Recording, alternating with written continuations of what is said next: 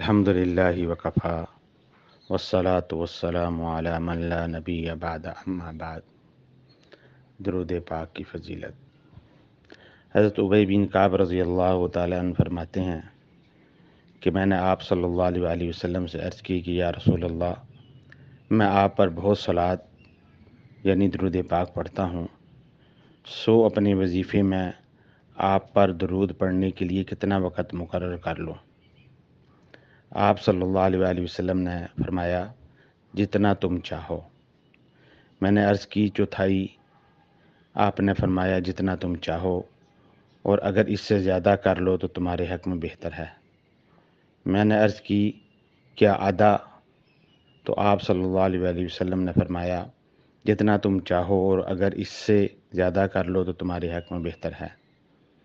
میں نے عرض کیا دو تہائی؟ تو آپ صلی اللہ علیہ وسلم نے فرمایا جتنا تم چاہو، اور اگر اس سے زیادہ کر لو تو تمہارے حق میں بہتر ہے۔ میں نے عرض کیا وظیفے میں پورا وقت آپ پر درود پڑھا کروں؟